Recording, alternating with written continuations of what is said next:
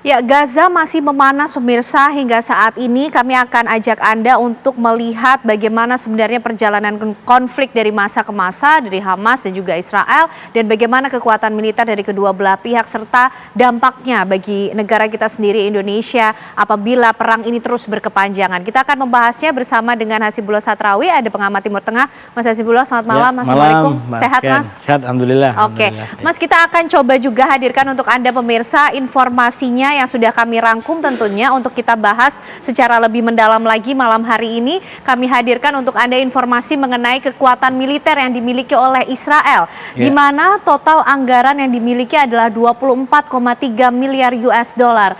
Dengan personil aktif ini mencapai 173.000, kemudian personil cadangannya 465.000, dan juga para militer ini berjumlah 8.000 pemirsa. Ini adalah kekuatan militer yang dimiliki oleh Israel. Dapat Anda bayangkan serangan demi serangan juga masih terus bergulir hingga saat ini ke wilayah Gaza.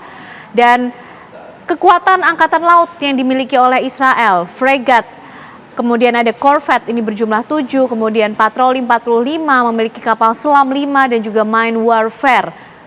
Ini adalah kekuatan yang dimiliki oleh Israel dari angkatan laut. Kemudian kita bergerak ke darat.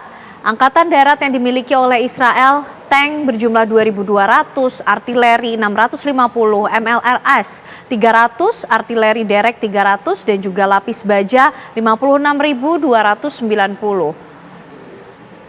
Kita beranjak lagi untuk melihat kekuatan angkatan udara yang dimiliki Israel, memiliki pesawat tempur 241, pesawat serang 32, pesawat latih 153, helikopter sejumlah 126, pesawat angkut 15, heli serang 48, dan juga pesawat tanker berjumlah 11. Baik, Mas Hasibullah, setidaknya dari data ini dulu Mas, kekuatan militer yang dimiliki Israel. Kemudian inikah yang membuat Israel sampai juga detik ini bisa memberikan serangan yang begitu masif, begitu besar ke wilayah Gaza? Ya, ini data-data yang menunjukkan kenapa dan bagaimana Israel selama ini dikenal sebagai salah satu kekuatan superpower. Dan di Timur Tengah, Israel itu memang dikondisikan atau didukung oleh negara-negara koalisinya, terutama Amerika Serikat, untuk dia berada di puncak kekuasaan. Dia menjadi superpowernya di situ.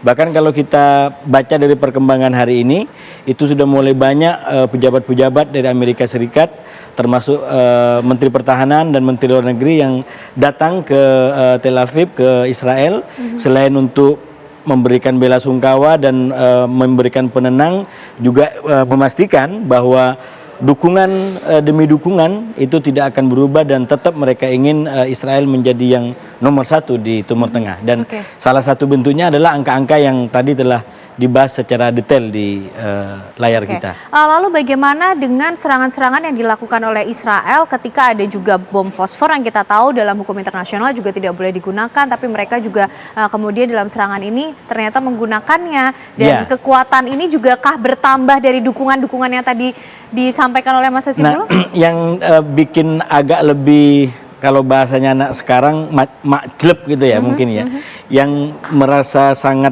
ngedon bagi Israel dan negara-negara yang selama ini mendukung, karena justru dengan kekuatan yang superpower seperti ini, 7 Oktober Hamas justru menghancurkan, meluluhlantakkan itu semua, dan itulah kenapa akhirnya membuat negara-negara ini kayak semacam nggak percaya gitu. Dan oleh karena itu ini tentu tingkat kesedihan, tingkat keterpukulannya sangat dalam, dan butuh waktu untuk bagaimana mereka bisa mencapai kembali atau mungkin kepercayaan diri, termasuk juga, nah ini yang jarang dibahas gitu, bahwa Israel itu juga sebagai sebuah negara yang banyak faksi-faksi, banyak partai-partai, banyak aspirasi yang berkembang di masyarakatnya gitu.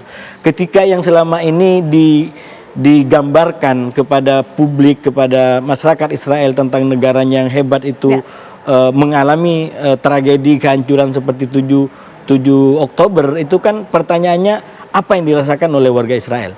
Dan kalau kita lihat dari data-data terbaru, salah satu survei yang dikeluarkan Al Jazeera misalkan, itu kan dia menunjukkan bahwa 94% itu kurang lebih mengarahkan kesalahan ini kepada pemerintah. Artinya Benjamin Netanyahu yang memang selama ini sudah menjadi salah satu tokoh kontroversi yang dalam tanda kutip menjadi titik pecah belah, titik perbedaan di internal Israel di antara yang mendukung dan tidak mendukung gitu. Dan inilah faktor-faktor yang membuat internal Israel sendiri cukup kompleks dalam menghadapi situasi 2 tahun 3 tahun terakhir, dan terlebih lagi dengan terjadinya serangan 7 Oktober barusan. Artinya begini, Mas Hasibullah, kekuatan Israel ini kalau kita bilang memang sekuat itukah dengan tadi kita bilang angkatan laut, darat, dan udara yang mereka miliki? Mereka juga mengancam akan melakukan serangan di darat gitu. Karena begini, Israel itu kan sadar dia berada di tengah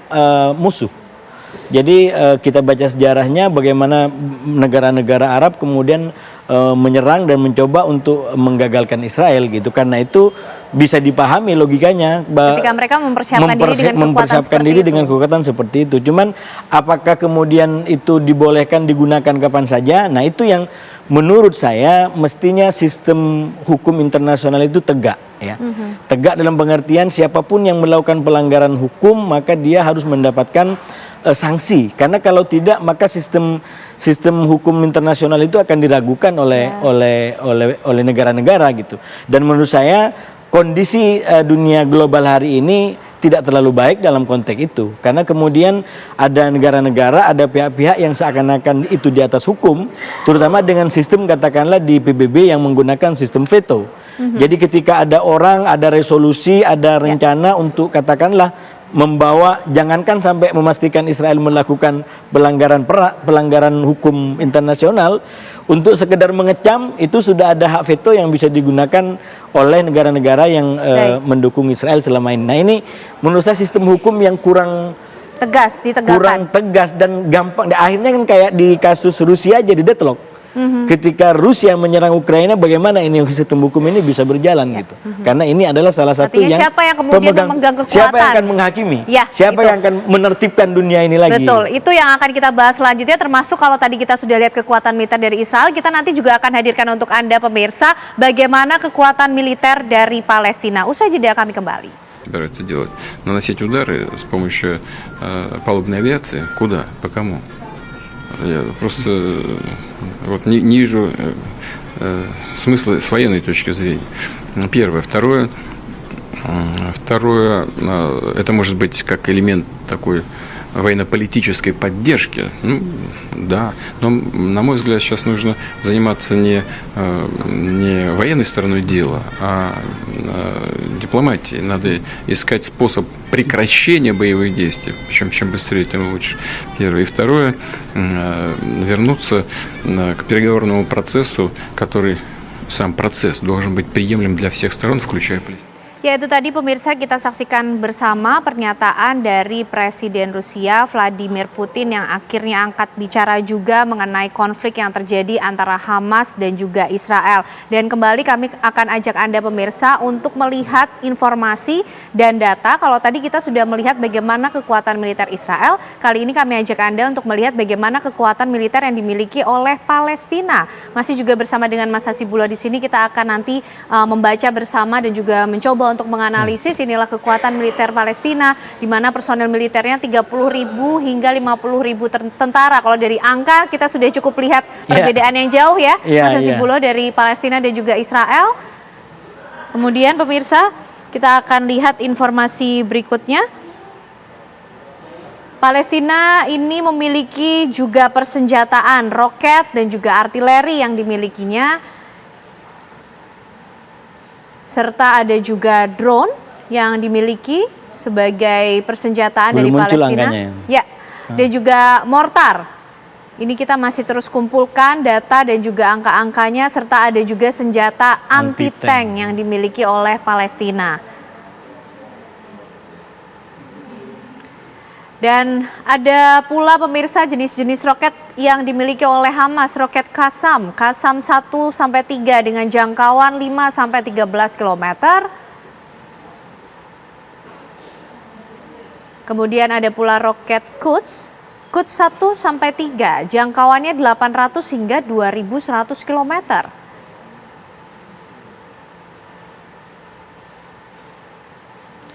Dan kemudian ada roket Burok 100 dengan jangkauan 70 hingga 100 km.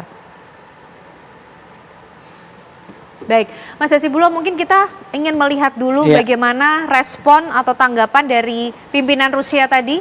Vladimir Putin sudah menyatakan bahwa juga concern terhadap konflik yang terjadi di Hamas Israel, mendesak agar tidak lagi kita bicara soal perang, tapi bagaimana diplomasi yang ingin diangkat. Mas Hasibulo melihat bagaimana nih pergerakan negara-negara, siapa mendukung siapa, apakah mereka beralih dukungannya?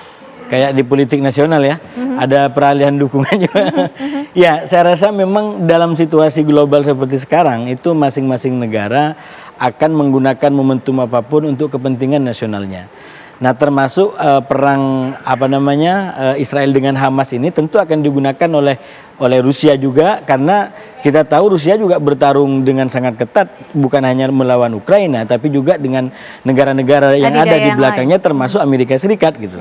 Makanya saya sempat menyaksikan di beberapa statement bagaimana Putin mencoba mengaitkan secara langsung. Saya tadi nggak melihat langsung ya, tapi yang saya baca itu bagaimana Putin mengaitkan ini sebagai kesalahan Amerika, bahwa Amerika gagal, gagal dalam mediator konflik di Timur Tengah. Memberikan dukungan militer. Iya, bahkan di salah satu artikel yang saya baca itu dia menuduh Israel selama ini memang menduduki tanah Palestina. Ini sebuah sikap politik yang sebenarnya jauh lebih maju dibanding tahun-tahun sebelumnya. Mungkin ini juga sebagai reaksi dari Israel yang dalam konteks konflik Rusia lawan Ukraina, Israel akhirnya lebih memihak kepada Ukraina. Dan sementara dalam konteks Amerika udah pasti mereka sedang bertarung untuk menjadi kekuatan yang dianggap paling berpengaruh di dunia. Karena itu kalau Amerika dianggap gagal sebagai mediator karena berbagai macam statementnya, misalkan ya secara tidak langsung Putin ingin mengatakan ya kami siap untuk menjadi semacam alternatif untuk bagaimana memediasi para pihak yang ada di Timur Tengah ini untuk masa depan Timur Tengah yang barangkali lebih damai, lebih adil di antara satu dengan yang lain. Jadi sekali lagi poin saya, pada akhirnya di dalam peperangan seperti ini, di dalam kondisi global seperti sekarang, maka banyak negara yang mencoba untuk menggunakan momentum yang ada, termasuk diantaranya Rusia, untuk bagaimana mendapatkan dukungan minimal, keuntungan minimal dalam bentuk citra yang nanti bisa dipersepsikan oleh masyarakat dunia dan tentu diberikan kepercayaan. Baik, itu tadi kita bahas mengenai bagaimana sikap Rusia sampai sejauh ini. Nah, kita kembali tadi melihat Mas Hasibulo kekuatan militer yang dimiliki Palestina. Kalau secara angka, secara data nampaknya jauh dibandingkan Israel. Kalau data tapi justru itu menjadi mengejutkan, bukan? Saya memberikan apresiasi kepada sumber datanya TV One. Ini tidak akan mudah gitu untuk data-data ini, karena kan Hamas itu organisasi yang sifatnya gerakannya underground dia.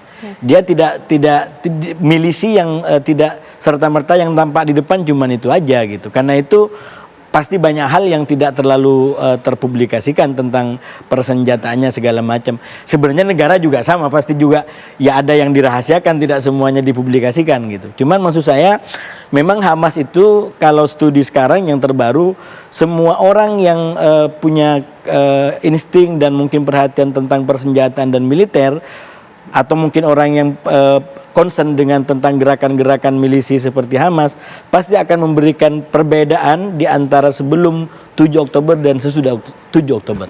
Karena 7 Oktober itu menjadi fase, menjadi era yang baru bagi Hamas, apapun ya, suka atau tidak, setuju atau tidak, pada faktanya 7 Oktober membuat kejutan bagi banyak pihak dan itu dilakukan juga. Makanya ke depan pasti orang akan berpikir, termasuk memperhitungkan. Termasuk saya yakin Mbak Ken, ini opsi yang akan diambil oleh Israel itu masih dalam kajian terus. Apakah akan segera ngambil operasi darat atau kapan waktunya? Karena tadi kalau cara bacanya masih cara baca lama, sebelum 7 Oktober langsung libas. Sudah terbaca. Mungkin langsung libas, selesai gitu. Tapi bagaimana kalau yang dimiliki Hamas justru lebih hebat lagi dari yang sudah ditambahkan pada 7 Oktober?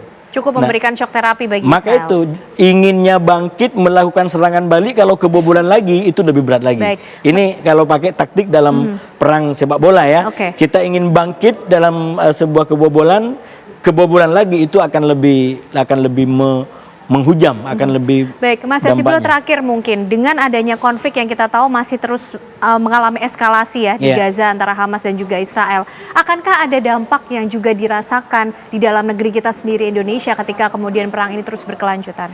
Sebenarnya konflik ini walaupun memang kenyataannya adalah konflik politik, tapi memang ada dimensi-dimensi keagamaan, ada situs yang akhirnya banyak orang terus terang kadang-kadang salah paham. Ini saya menggunakan itu untuk menjelaskan kepada masyarakat gitu, dan tidak sedikit orang yang menganggap ini ada konflik agama, padahal sebenarnya ini adalah konflik politik di antara Palestina yang ingin merdeka dan Israel yang ingin damai gitu. Cuman karena memang di dalam areanya banyak situs-situs, banyak hal yang berkaitan dengan sejarah tiga agama terutama, maka ini akhirnya konflik di sana bisa berdampak ke dunia dari barat sampai Dan harus timur. hati-hati betul Dari menyikapi barat sampai timur. Makanya kalau bagi saya kita harus bantu kita semua untuk tidak semakin memperkeruh Baik. keadaannya. Karena walau bagaimanapun sejarah kita semua, sejarah tiga agama ini paling tidak ada di sana. Jadi Baik. kita harus dukung bagaimana ini kembali damai, kembali rukun, dan kita harapkan